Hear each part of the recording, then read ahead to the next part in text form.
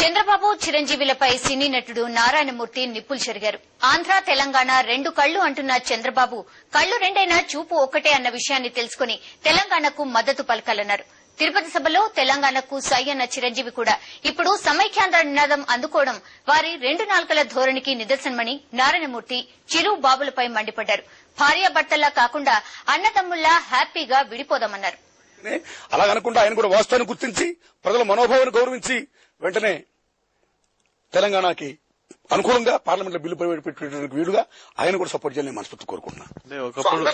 ఒకప్పుడు తెలంగాణకి మద్దతు పలికిన చిరంజీవి గాని చంద్రబాబు నాయుడు గాని ఇప్పుడు ఎందుకు రెండు నాలుకల ధోరణితో మాట్లాడుతున్నారు? అది మీరు వారిని అడగండి సార్. నా ఫీల్ నేను చెప్పాను మీకు. అది మీరు వారిని అడగండి. ఇప్పుడు నేను ఒకటే విజ్ఞప్తి చేస్తాను, అది కూడా చెప్తున్నాను మీకు. నేను ఇప్పుడు తెలుగుదేశం పార్టీ ఎవరైతే ఉన్నారో నాయకులు, ఇక్కడ ఎర్రబెల్లి దయాకర్ గారు గాని, నాగం జనార్దన్ రెడ్డి గారు గాని, కరుణ్ శ్రీహరి గారు గాని, ఇంకా అనేక మంది తెలుగుదేశం నాయకులు మేము జై తెలంగాణ అంటున్నారు. దానికి ఆ పార్టీ కూడా ఇక్కడ యాక్సెప్ట్ చేస్తుంది. మీ టీవీలో న్యూస్ చూస్తున్నప్పుడు వెంటనే ఇమీడియట్ న్యూస్ ఏం చూస్తున్నామండి, అక్కడ ఎర్రవనాయుడు గారు గాని, యనమల రామకృష్ణ గారు గాని, దాడి వీరభద్రరావు గాని, అక్కడ ఉన్న నాయకులు వెంటనే సమైక్యత అంటున్నారండి. అది తెలుగుదేశం పార్టీ. ఎలా నమ్ముతామండి? చంద్రబాబు నాయుడు ఏమంటున్నారండి, నాకు ఆంధ్ర, సీమాంధ్ర, తెలంగాణ రెండు కళ్ళు అంటున్నాడు ఆయన. కరెక్టే. నేను చంద్రబాబు నాయుడు ఏ విజ్ఞప్తి చేస్తానంటే, రెండు కళ్ళైనా చూపు ఒకటే ఉంటుంది బ్రదర్.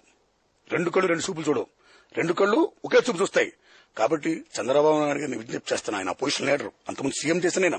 తెలంగాణ వాదానికి ఆయన ఆల్రెడీ ప్రణబ్ ముఖర్జీ గారు కానీ, ప్రణబ్ ముఖర్జీ కమిటీ గారు కానీ లేక కూడా రాశాడండి ఆయన సెపరేట్ తెలంగాణ ఇవ్వాల్సిందని. కాబట్టి అదే మాట మీద ఉండి ఒకే చూపు తెలంగాణ మీద చూసి హ్యాపీగా ఎడుగుటట్టు చేయమని చెప్పండి. పార్లమెంట్ లో బిల్లు ప్రవేశపెట్టమని చెప్పండి. అలాగే కోస్తాంధ్ర వెళ్ళిపోదాం, రాయలసీమ వెళ్ళిపోదాం, ప్రశాంతంగా ఉందాం బ్రదర్.